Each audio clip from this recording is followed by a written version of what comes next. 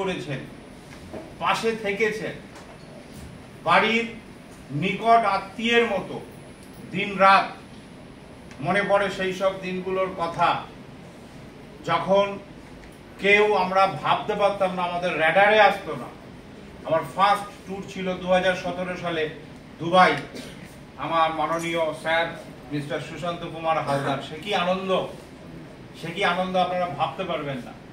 তো আমি ওনাদের হাতে এই ফুলটা, অ্যাকচুয়ালি প্রতিটা ফুলের প্রতিটা পাপড়িতে আমার হৃদয়, আমার অক্লান্ত ভালোবাসা, অফুরন্ত শ্রদ্ধা আছে। এবং আজকে আমি আমার এই দুই স্যারের হাতে আমার তরফ থেকে এই পুষ্প তুলে দিতে পেরে আমি নিজেকে অত্যন্ত ধন্য এবং গর্বিত মনে করছি।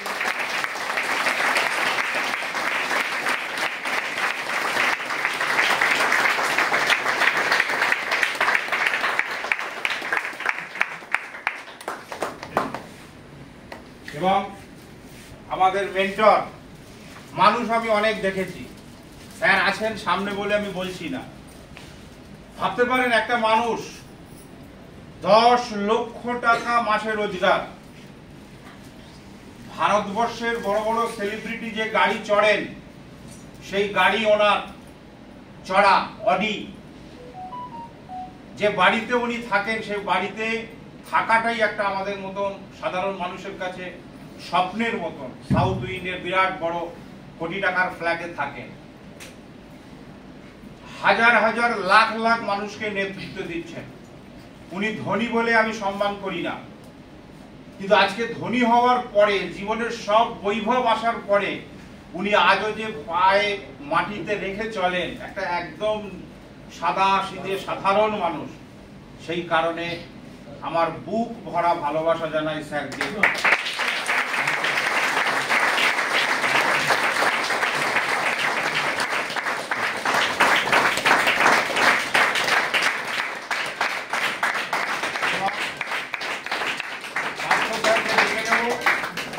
যে বাকি যে স্তবকটা হচ্ছে ওটা আমার হাতে আপনি তুলে আপনাদের, আমার দলের মেম্বারদের তরফ থেকে আমার হাতে তুলে ওটা সম্মান প্রদর্শন। Good morning. Good morning.